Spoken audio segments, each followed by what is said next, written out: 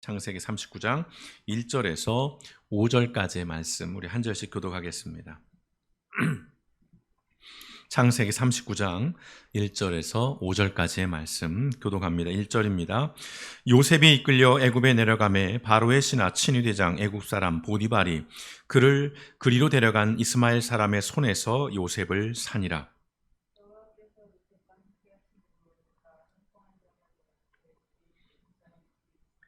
그의 주인이 여호와께서 그와 함께 하심을 보며 또 여호와께서 그의 범사에 형통하게 하심을 보았더라.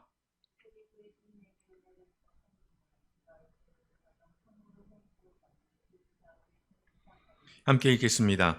그가 요셉에게 자기의 집과 그의 모든 소유물을 주관하게 한 때부터 여호와께서 요셉을 위하여 그 애굽 사람의 집에 복을 내리심으로 여호와의 복이 그의 집과 밭에 있는 모든 소유에 미친지라. 아멘. 고맙고 감사하신 아버지 하나님, 오늘도 하나님 앞에 예배로 나아갑니다. 우리의 시간을 드리고 마음을 드리고 몸을 드립니다. 아버지 하나님이여 또한 귀한 예물을 구별하여 드립니다. 드려진 예물 가운데 하나님 기억하시고 아버지 하나님의 그 손길 가운데 함께하여 주시고 어려운 시절 주여 아버지 하나님이여 힘겨운 상황 속에 하나님의 백성들이 살아갑니다. 아버지 하나님 위로하시고 힘주시고 주여 아버지 하나님이여 쓸 것들을 공급하여 주시고 길들을 열어주심으로 믿음의 백성들의 삶 속에 부욕케 하시는 풍성케 하시는 그 하나님의 손길과 그 복주심을 아버지 더욱더 맛보아 누릴 수 있도록 우리 하나님께서 함께하여 주시고 드린 예물이 쓰이는 곳마다 아버지 하나님 놀라운 하나님의 역사가 일어나고 무엇보다 생명이 살아나는 역사가 일어날 수 있도록 아버지 우리 길벗 교회 올 한 해도 하나님께서 지키셔서 부족함이 없는 교회가 되게 하시고 주여 아버지 하나님의 섬기며 나아가기에 부족함이 없는 풍성한 교회가 되어질 수 있도록 하나님께서 지키시고 모든 성도들의 삶 속에 하늘의 복을 넘치도록 부어 주시옵소서. 오늘도 아버지 하나님이여 말씀을 들고 나아갑니다. 이 창세기 말씀을 통해서 우리가 일상 속에서 어떻게 하나님의 사람으로 살아가야 하는 것인지 우리가 하나님 앞에 우리의 삶을 어떻게 드려야 하는지를 하나님 앞에 물으면서 오늘 이 시대에 여전히 하나님의 사람으로 살아가기를 결단하며 다짐하는 시간 되어질 수 있도록 성령 하나님 우리의 생각과 마음을 주장하여 주시옵소서. 모든 말씀 우리를 권하신 예수님의 이름으로 감사하며 기도드렸습니다. 아멘. 우리는 지난 주일에 2021년 길벗교회 주제 말씀인 누가복음 17장 21절 기억하시죠? 하나님의 나라는 너희 안에 있느니라 라는 이 말씀과 그리고 이 말씀을 바탕으로 해서 하나님 앞에서 또 하나님과 함께 우리는 하나님 없이 살아갑니다 라고 하는 2021년 표에 대해서도 잠시 나눠봤습니다. 좀 기억을 상기해 보시면 요약해 보자면 우리는요, 우리 그리스도인들은 이 기독교라는 것을 종교화하고 또 우리 기독교인들이 이름하여 종교인화 되어가는 것을 경계해야 한다는 그런 말씀을 드렸습니다. 다시 말씀드립니다. 종교인과 그리스도인은 같은 말이 아닙니다. 동의어가 아니라는 말씀입니다. 종교인과 그리스도인은 전혀 다른 말인 것입니다. 그리스도인으로 산다는 것은 우리가 예수님을 믿는 것을 넘어서 이제 예수님처럼 살아가는 것, 그것이 이 그리스도인으로 산다는 것의 본래의 의미라는 말씀을 다시 한번 드려봅니다.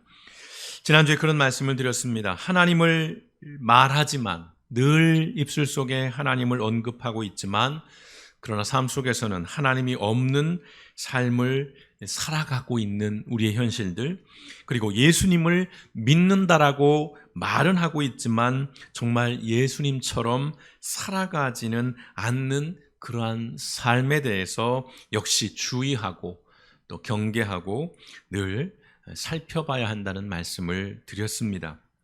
오늘 우리가 성경의 인물 중에서 우리 표의 말씀처럼 하나님 앞에서 그리고 하나님과 함께 하나님 없이 살아간 대표적인 인물이 있습니다. 오늘 본문을 읽으면서 또 당연히 알게 된 인물이겠죠. 요셉입니다. 요셉. 예. 성경의 인물들이 하나같이 사연이 많고 또 굴곡진 인생을 살았습니다마는 그러한 인물들 중에서도 요셉이 단언컨대 한 세 손가락 안에는 들 만큼 아주 영화 같고 또 소설 같은 그러한 인생, 그러한 삶을 살았던 인물이 아닐까 싶습니다.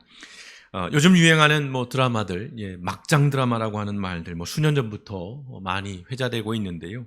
정말 그야말로 막장이라 해도 손색 없을 만큼 이 형제들 간의 어떤 음모, 배신, 그리고 역경과 거기에 성공 신화까지 담겨 있는 이 요셉의 인생. 글을 쓰는 작가나 또는 영화나 또는 드라마를 만드는 감독이라면 아마 누구라도 이 요셉의 인생, 요셉의 이야기에 매력을 느낄 것 같습니다. 할 이야기가 많잖아요. 성도 여러분께서 알고 있는 요셉의 이야기는 무엇인지요? 그리고 요셉을 통해서 또 어떤 교훈을 얻고 계신지요? 우리가 요셉을 생각하면 제일 먼저 떠오르는 것이 꿈에 관련된 것이죠. 꿈꾸는 자 요셉, 꿈꾸는 자가 오는도다 이런 책도 있습니다만 이 꿈을 꾸는 사람 요셉으로서 우리가 이미 잘 알고 있는 그런 인물이기도 합니다. 그런데요, 저는 오늘 이 요셉의 이야기에서 가장 역설적이고 또한 모순적이면서 부조리한 단어를 발견하게 됩니다. 역설적이고 모순적이고 부조리한 단어 뭘까요? 제가 발견한 단어는 형통이라는 단어입니다. 형통.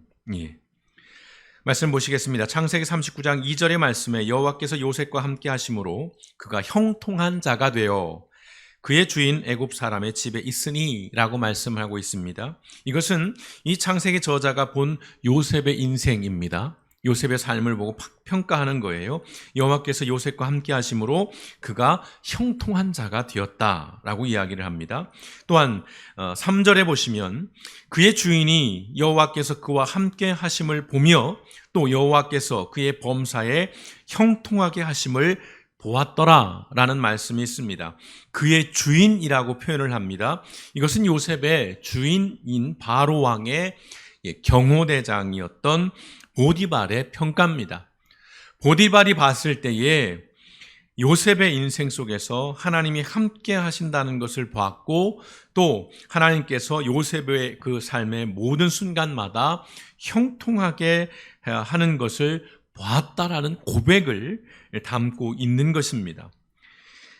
요셉의 인생을 우리가 생각을 할 때에 이 형통이라는 단어는 사실은 결코 어울리지 않습니다. 맞지 않아요. 성도 여러분, 도대체 무엇이 형통입니까? 요셉의 인생에서 형통이라고 말할 만한 것이 무엇이 있겠습니까? 자, 아버지 야곱의 사랑을 받던 어린 요셉이었어요. 색동옷을 입을 만큼 아주 귀여움을 받고 살았던 요셉이었습니다. 그런데 어느 날 그 누구도 아닌 자신들의 형들에 의해서 미디안 상인들에게 팔려가죠. 어지간한 막장 드라마보다도 더 막장적인 요소를 가지고 있는 이야기입니다. 뿐만 아니라 미디안 상인들은 요셉을 또다시 이제 보디발에게 팔아 넘깁니다.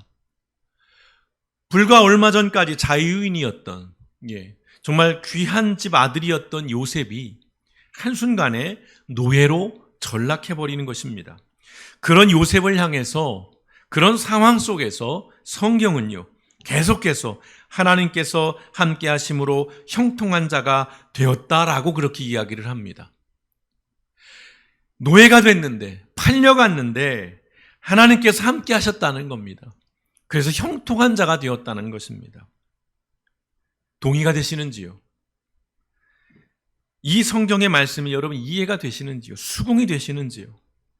만약 제가 또는 성도 여러분께서 어느 날 요셉과 같이 형제들에게 인신매매를 당해서 노예로 팔려갔는데 만약 저런 말이 들리면 하나님께서 함께 하심으로 형통한 자였다라는 말을 들으면 아멘 할렐루야 하시겠습니까? 동의가 되시겠습니까? 정말 하나님이 계시다면 그것도 요셉과 함께 하시는 하나님이시라면 그럴 수 없죠. 그래서도 안 되는 것입니다.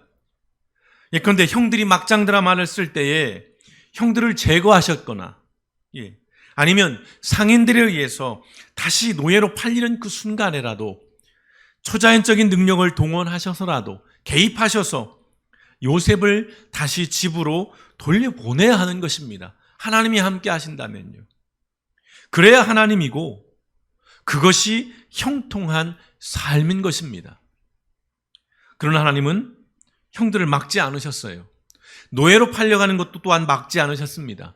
이뿐만이 아니지요. 이후에 우리는 요셉의 스토리를 알고 있습니다. 보디발의 집에서 그가 겪었던 성폭행이라고 하는 무고를 당해서 결국 억울하게 감옥까지 가야 하는 그런 야곱의 이야기를 알고 있습니다. 그런데요, 그때에도 성경은 야곱의 인생에 대해서 이렇게 말씀합니다. 39장 21절에 보시면 여호와께서 요셉과 함께 하시고 그에게 인자를 더하사 간수장에게 은혜를 받게 하시며 라고 말씀합니다. 이뿐만이 아닙니다. 23절 간수장은 그의 손에 맡긴 것을 무엇이든지 살펴보지 아니하였으니 이는 여호와께서 요셉과 함께 하심이라. 여호와께서 그를 범사에 형통하게 하셨더라. 도대체요, 요셉의 삶 어디에 하나님이 계십니까? 요셉의 인생 어디가 형통한 인생입니까?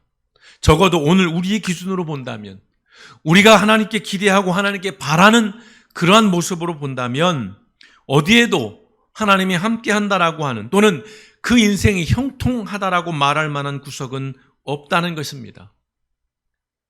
그런데요, 더 놀랍고 기이한 것이 있습니다. 요셉의 반응이에요. 남들은 살면서 한번 겪을까 말까 한 일을 수시로 아무렇지도 않게 당하면서도 하나님을 향한 그 흔한 원망이나 불평이나 탄원이나 탄식이 없습니다. 심지어 하나님을 찾지도 않습니다. 적어도 오늘의 본문 속에서 그렇다는 겁니다. 모르겠습니다. 요셉이 오늘 이 보이지 않는 행간 속에서 또는 대나무 숲 같은 곳에서 은밀하게 하나님께 따져 물었을 수도 있어요. 근데 이렇게요. 말해봐요. 저에게 왜 그러셨어요? 이렇게 하나님께 따져 물었을 수도 있을 것 같습니다. 그러나 오늘 말씀 속에서는 하나님을 찾고 하나님께 구하는 모습은 어디에도 없습니다. 우리가 이런 일들을 당했다고 생각해 보십시오. 우리는 하나님을 원망합니다. 아니, 우리라고 표현하지 않겠습니다. 저는 하나님을 원망합니다. 따져 물을 것 같습니다. 하나님이 어디 있냐고. 도대체 하나님이 함께 한다면 왜 내 인생을 이렇게 방치하시고, 아니 오히려 더 참담하게 만드느냐고 악다구니를 썼을 것 같습니다. 그런데 요셉은 그렇게 하지 않아요. 겨우 요셉이 하나님을 언급하는 장면이 한 곳을 등장하는데 이 대목입니다. 보디발의 아내가 자꾸 추파를 던지면서 유혹을 하니까 이렇게 말하죠. 9절 하반절 말씀에 그런즉 내가 어찌 이 큰 악을 행하여 하나님께 죄를 지으리이까. 이때 처음 하나님을 언급합니다. 처음 하나님이란 단어가 나와요. 그런데 이 모습 또한 하나님을 원망하거나 또는 하나님께 도움을 요청하고 있는 것은 아니에요.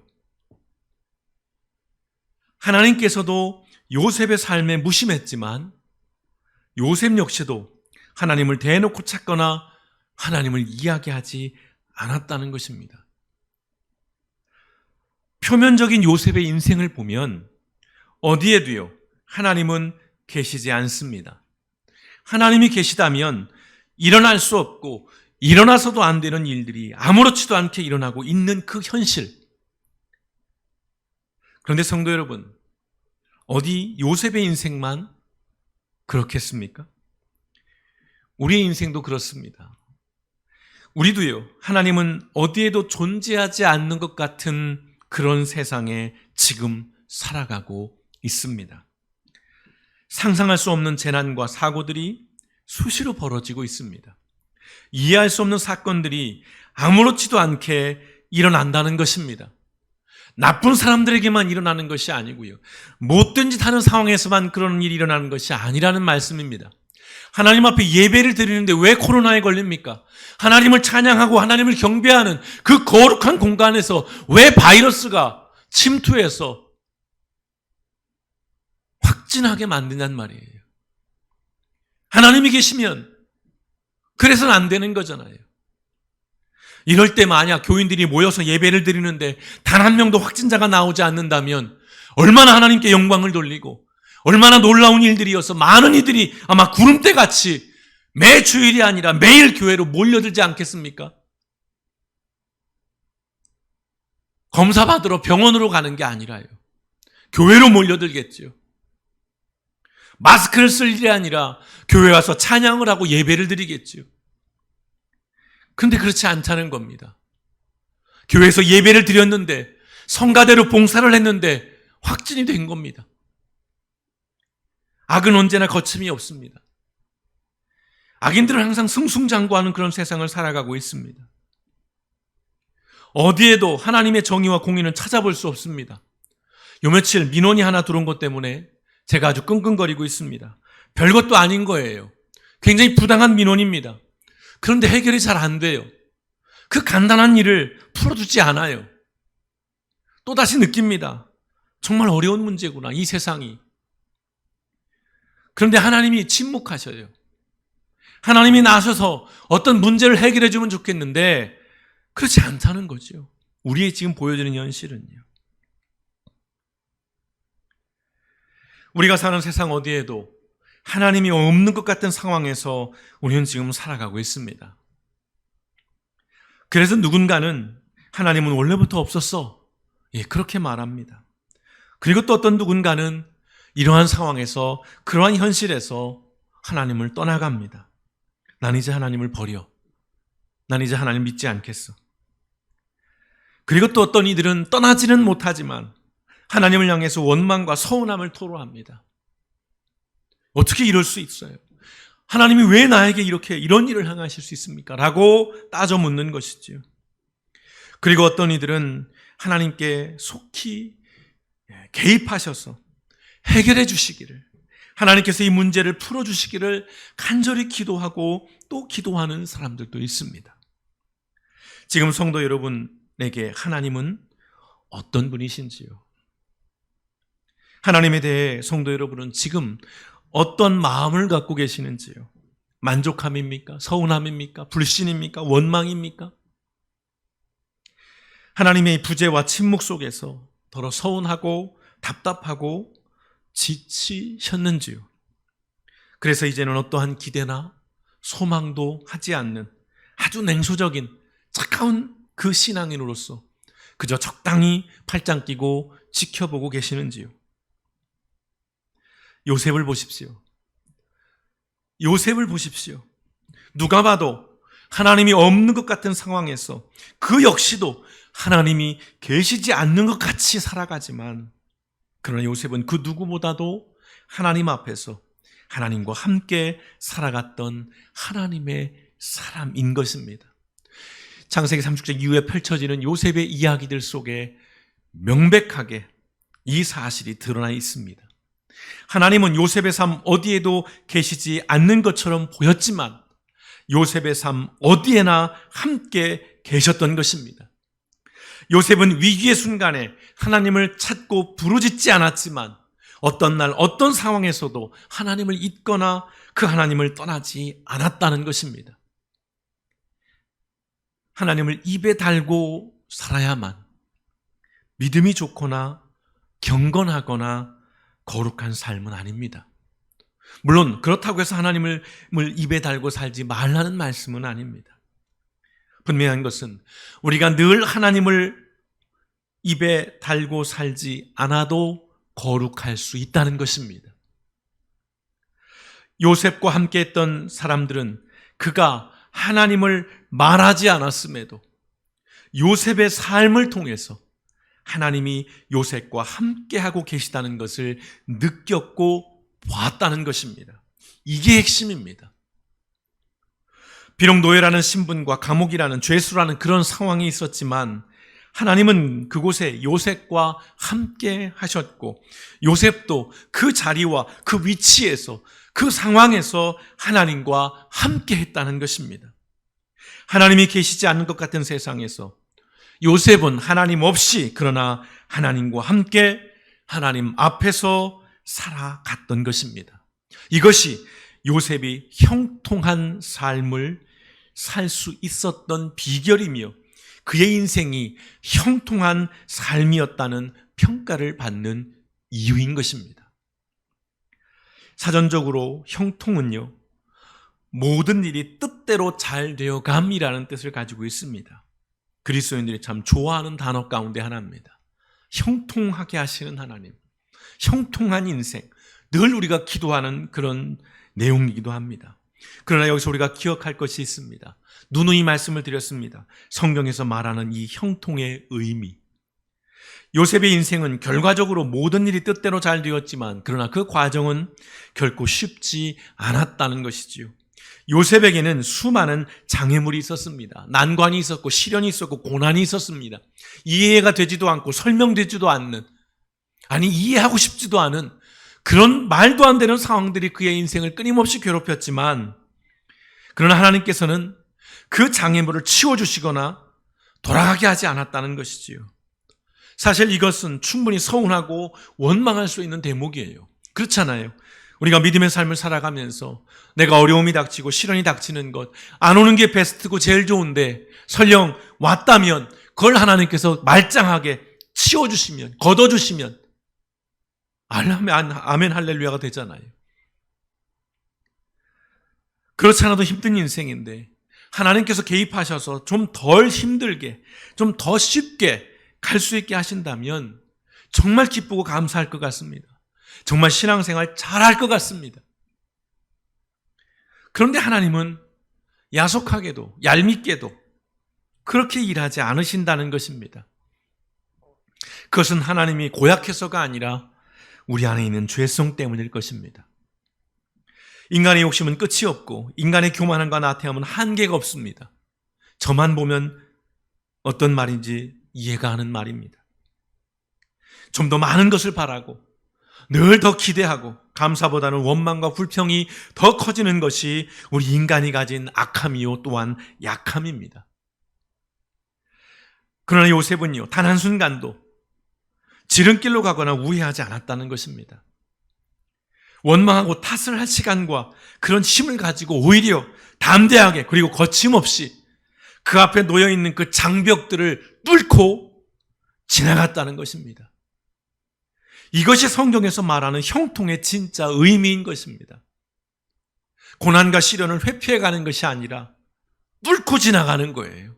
이게 그리스도인의 삶이며 이게 하나님이 함께하는 삶인 것입니다. 또한 이것이 하나님 앞에서 하나님과 함께 살아가는 인생의 진면목인 것입니다. 성경에서 구원받은 자들이라는 것은요, 고난을 비껴간 자들을 말하는 것이 아닙니다. 오히려 그 고난을 통과한 사람들입니다. 요한계시록 7장에 나오는 흰옷을 입은 사람들에 관련된 이야기가 그겁니다. 흰옷을 입었다는 것은 그 사람들이 구원을 받은 것인데 핀셋으로 탁 집어내듯이 모든 환난과 시련과 어려움들 속을 다 비껴가게 한 것이 아니라 그 한 복판을 뚫고 지나간 자들에게 흰옷을 입혀주었다는 것입니다. 요셉은 말이 아닌 행동으로 자신과 함께하는 사람들에게 하나님을 보여줬습니다. 증거했습니다. 하나님께서는 모든 상황과 모든 순간에 묵묵히 당신을 믿고 한결같은 마음으로 따랐던 이 요셉을 위해서 요셉뿐만이 아니라 요셉과 함께한 모든 것들에 복을 주셨다는 것을 우리는 기억하시면 좋겠습니다. 창세기 39장 5절의 말씀입니다. 그가 요셉에게 자기의 집과 그의 모든 소유물을 주관하게 한 때부터 여호와께서 요셉을 위하여 그 애굽 사람의 집에 복을 내리심으로 여호와의 복이 그의 집과 밭에 있는 모든 소유에 미친지라. 아멘. 성도 여러분, 이것이 하나님 앞에서 하나님과 함께 하나님 없이 살아가는 하나님의 사람의 삶인 것입니다. 나로 인해서 나와 함께하는 사람들이 복을 받는 것, 나 때문에 하나님께서 다른 이들에게까지도 복을 주실 수밖에 없는 그러한 인생. 하나님을 소리 높여 말합니다. 하나님을 믿고 따른다고 외칩니다. 그런 사람들이 오히려 다른 사람들을 불안하게 하고 힘들게 하고 분노하게 만들며 살아가고 있습니다. 요즘 교회와 우리 기독교인들 그리스도인들에 대한 불만과 그 불안과 분노가 정말 심각한 상황입니다. 기독교 기관에서 여론조사를 했습니다. 참담합니다. 무려 80%에 육박하는 사람들이 기독교를, 그리스도인들을 신뢰하지 않는다라고 그렇게 응답을 하고 있습니다. 목사님 원래 그랬어요. 세상은 악해요. 그들은 다 마귀들이니까. 그들은 생명이 없는 자들이니까. 당연히 교회 욕하는 거죠. 하나님 욕하는 거예요. 그들 목소리 들을 것 없습니다. 이게 그간의 교회의 입장들이었습니다. 과연 그럴까요? 말로는 하나님의 사랑을 이야기하지만 실제로는 하나님이 없이 살아가고 하나님이 없다고 말하는 사람들과 별반 다르지 않은 모습으로 살아가고 있는 우리의 현실들. 지금 우리에게는 하나님에 대해서 더 목소리를 높여 이야기하고 말로만 하나님을 말하는 것보다 오늘 요셉처럼 묵묵히 자신의 삶을 통해서 그가 노예로 있었던, 감옥에 죄수로 있었던, 나중에 그 제국의 총리로 살았던, 언제 어디서나 무엇을 하든 하나님을 보여주고 그 하나님을 살아내는 삶이 절실하다는 것입니다. 또한 우리를 통해서, 나를 통해서, 교회를 통해서 우리가 살아가는 이 세상이, 그리고 그 사람들이 함께 복을 얻게 하는 그러한 삶이 되어야 한다는 것입니다. 이 코로나 상황에서 교회 단체들이, 힘 있는 교회들이, 좀 이름 있고 유명한 목사님들이 함께 모여서 연합해서 기자회견을 하면 얼마나 좋았을까요? 미리요, 선제적으로 우리는 미리 대면 예배를 하겠습니다. 방역수칙이 어떻든, 거리두기 단계가 어떻든 우리는 우리 사회를 위해서, 이웃들을 위해서 예배를 멈추겠습니다. 모이지 않겠습니다. 그런 이야기를 했다면 하나님이 저주를 내렸을까요? 사람들이 등을 돌렸을까요? 세상 법정에까지 나가서 종교의 자유를 침해한다, 억압하고 있다라고 소송을 거는 이 참담한 현실이 과연 우리가 하나님의 사람이라고 말할 수 있는 것인지, 그런 것이 하나님의 사람이고 그래야 하나님의 사람이라는 것이라면 얼마나 우리가 부끄러운 것입니까? 너무 속이 상해요.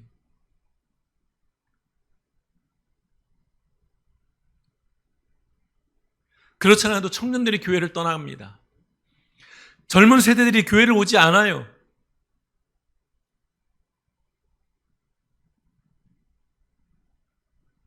(2021년은) 우리 주변 사람들에게 당신은 하나님의 사람입니다 라는 말을 듣는 삶이면 좋겠습니다. 목사님, 세상 사람들의 평가가 뭐가 중요해요?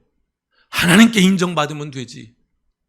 하나님께만 인정받으면 되지. 세상 사람들한테 왜 인정받으려고 그러세요? 영성이 없으시네요. 그럴까요? 또한 당신 덕분에 올 한 해도 살아냈습니다 라는 고백을 듣는 그런 인생이면 좋겠습니다. 또한 올 한 해 하나님과 함께 형통한 삶을 살았습니다라고 고백하는 그러한 삶이었으면 좋겠습니다. 우리 옆에 있는 가족분들에게 한번 이렇게 말해 주시면 좋겠습니다. 혼자 예배드리고 있는 분은 거울을 앞에 두시고 이렇게 이야기를 해 주십시오. 당신은 하나님의 사람입니다. 한번 얘기해 주십시오. 저에게도 얘기해 주시겠어요? 예. 당신은 하나님의 사람입니다. 그리고 이렇게 이야기를 해 주시면 좋겠습니다. 당신 덕분에 올 한 해도 살아가겠습니다. 그리고 이렇게 고백을 하면 좋겠습니다. 올 한 해 하나님과 함께 형통한 삶을 살아가겠습니다. 하셨나요? 아멘. 그러한 삶이 되었으면 좋겠습니다. 하나님의 사람 요셉처럼 하나님이 없는 것 같은 세상에서 하나님 앞에서 하나님과 함께 살아가시는 우리 길벗교회 성도님들, 그리고 이 영상으로 함께하는 모든 믿음의 지체들이 되시기를 주님의 이름으로 축원드립니다. 여러분 계신 그곳에 하나님도 함께 계십니다.